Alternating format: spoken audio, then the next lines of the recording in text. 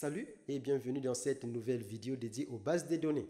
Avant de commencer, je tiens à vous remercier chaleureusement. En effet, nous avons débuté avec 0 abonnés et aujourd'hui, comme vous pouvez constater, nous sommes à 113 abonnés.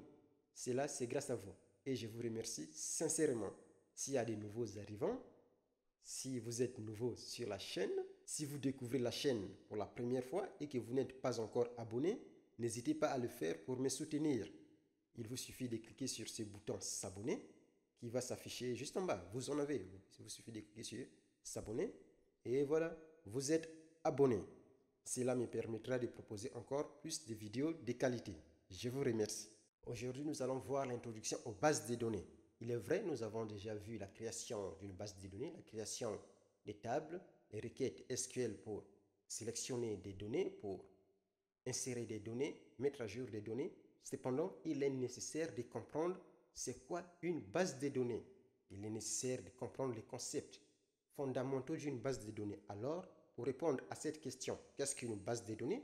Nous pouvons définir une base de données comme étant un ensemble structuré de données organisées de manière à être facilement accessible, gérée et mise à jour.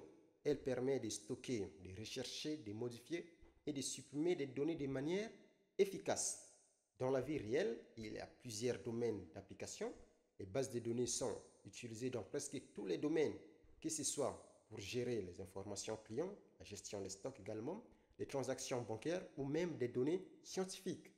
Les bases de données qui nous permettent de stocker nos informations doivent être accédées. Raison pour laquelle il y a des systèmes appelés SGBD, les systèmes de gestion des bases de données, qui nous permettent d'accéder aux bases de données. Comment on peut définir un système de gestion de base de données?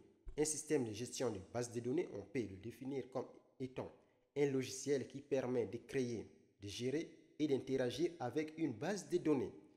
Il fournit une interface pour les utilisateurs et les applications pour manipuler les données. Les SGBD les plus populaires incluent MySQL, les PostgreSQL, Oracle et Microsoft SQL Server. Les bases de données ainsi que leurs systèmes de gestion de bases de données sont catégorisés en plusieurs types. Nous avons les bases de données relationnelles. Ici, les données sont structurées en tables ou relations composées de lignes appelées enregistrements et des colonnes appelées attributs. Nous pouvons citer l'exemple de MySQL, PostgreSQL, etc. Nous avons des bases de données non relationnelles appelées les bases de données NoSQL. Ces bases de données sont utilisées pour stocker des données non structurées ou semi-structurées. Elles sont souvent utilisées pour les grandes quantités de données distribuées. Nous pouvons citer l'exemple de MongoDB ou de Cassandra. Nous avons des bases de données orientées objets. Ici, les données sont stockées sous forme d'objets similaires à ceux utilisés dans la programmation orientée objet. Lorsque nous programmons en Python, en Java, en PHP, la façon dont nous définissons les classes, c'est de cette façon que les données sont stockées dans les bases de données orientées objets.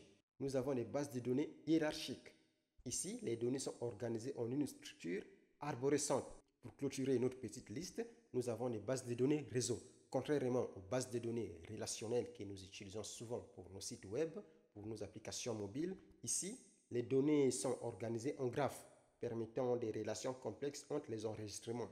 Voyons maintenant les concepts clés des bases de données relationnelles. Sur cette formation, nous allons nous focaliser sur les bases de données relationnelles. Parmi les concepts clés, nous avons des tables ou relations ou encore entités lors de la modélisation avec Merise. Comment on peut définir une table?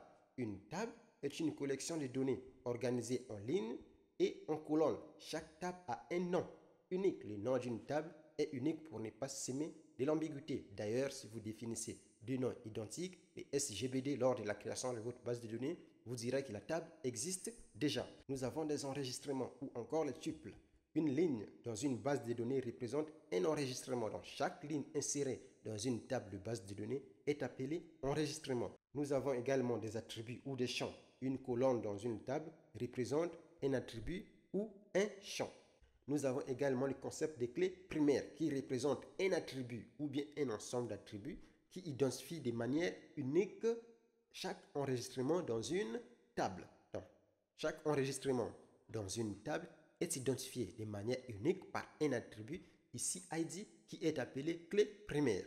Nous avons également le concept de clés étrangères, un attribut d'une table qui fait référence à la clé primaire d'une autre table, établissant ainsi une relation entre les deux tables. Donc, La clé primaire de la table livre se retrouvant dans la table emprunt est appelée ici clé étrangère. Nous avons le concept de schéma. Le schéma d'une base de données décrit la structure de la base de données, y compris les tables, les attributs, les types de données et les relations entre les tables. Ça, c'est ce qu'on appelle par un schéma d'une base de données. Le schéma peut être simple ou peut être complexe. Nous verrons des schémas simples, des schémas complexes, des schémas plus complexes encore. Donc, abonnez-vous pour évaluer votre niveau de compétences. Si vous avez un niveau faible, vous pouvez concevoir des bases de données simples. Si vous avez un niveau moyen, un niveau complexe, un niveau élevé, un niveau senior, je vous rassure, si vous vous abonnez et que vous suivez toute la formation, vous serez à la fin des seniors en conception de bases de données et en requête SQL. Dans cette première partie, nous avons introduit les bases de données, leur utilité et les concepts clés comme le système de gestion des bases de données, appelé SGBD, les types des bases de données relationnelles et non relationnelles, ainsi que les éléments fondamentaux des bases de données relationnelles, comme les tables, les enregistrements, les attributs, les clés primaires et les clés étrangères. Dans la prochaine partie, dans la prochaine vidéo, nous aborderons la modélisation de bases de données, les diagrammes entité-relation, la normalisation des données, le langage SQL, ainsi de suite. Nous installerons la base de données Oracle. Dans cette formation, nous utiliserons Oracle pour la partie pratique. Donc, abonnez-vous pour ne pas manquer des prochaines vidéos et je vous remercie.